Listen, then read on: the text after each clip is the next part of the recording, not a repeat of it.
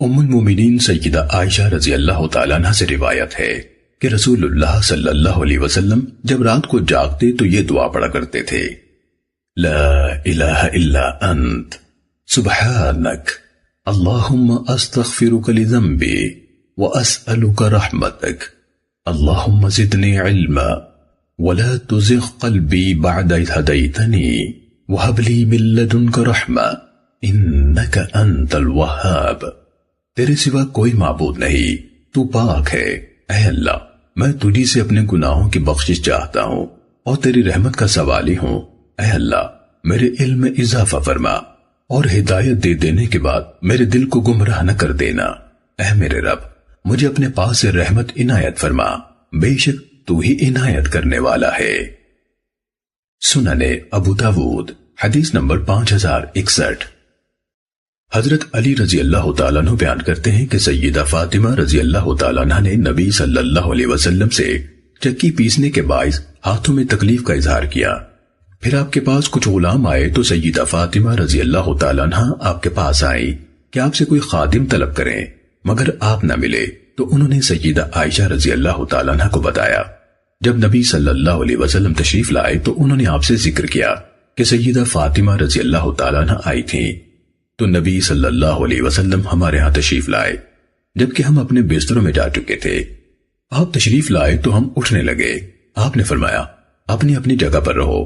آپ آئے اور ہمارے درمیان بیٹھ گئے، حتیٰ کہ میں نے آپ کے قدموں کی ٹھنڈک اپنے سینے میں محسوس کی۔ آپ نے فرمایا کیا میں تمہیں ایسی بات نہ بتاؤں جو تمہارے لیے اس چیز سے بہت بہتر ہو جس کا تم نے مطالبہ کیا ہے؟ جب تم بستر پر لیٹنے لگو تو 33 بار سبحان اللہ، 33 بار الحمدللہ اور 34 بار اللہ اکبر پڑھ لیا کرو، یہ تمہارے لیے خادم سے کہیں بہتر ہے۔ سنن ابو داود حدیث نمبر 5062۔ حضرت عبداللہ بن عمر رضی اللہ تعالیٰ عنہ سے روایت ہے، نبی صلی اللہ علیہ وسلم نے فرمایا 2 عمل ایسے ہیں اگر کوئی مسلمان بندہ ان کی پابندی کر لے تو جنت میں داخل ہوگا، اور وہ بہت آسان ہے مگر ان پر عمل کرنے والے بہت کم ہیں۔ ایک یہ ہے کہ ہر نماز کے بعد 10 بار سبحان اللہ، 10 بار الحمدللہ اور 10 بار اللہ اکبر کہے تو زبان کی ادائیگی کے اعتبار سے 150 بار ہے، یعنی مجموعی طور پر 5 نمازوں کے بعد، اور ترازو میں 1500 ہوں گے۔ اور جب سونے لگے تو 34 بار اللہ اکبر، 33 بار الحمدللہ اور 33 بار سبحان اللہ کہے۔ زبانی طور پر تو یہ 100 بار ہے، مگر میزان میں یہ تسبیحات 1000 ہوں گی۔ یقیناً میں نے رسول اللہ صلی اللہ علیہ وسلم کو دیکھا، آپ انہیں اپنے ہاتھ سے شمار کرتے تھے۔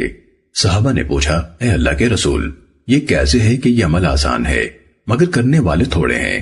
آپ نے فرمایا سوتے وقت میں کسی کے پاس شیطان آ جاتا ہے اور پہلے اس سے کہ وہ یہ تسبیحات پوری کر لے وہ اسے سلا دیتا ہے، اور اسی طرح نماز میں شیطان آ جاتا ہے اور اسے کوئی کام یاد دلا دیتا ہے تو وہ انہیں پڑھے بغیر ہی اٹھ جاتا ہے۔ سنن ابو داود حدیث نمبر 5065۔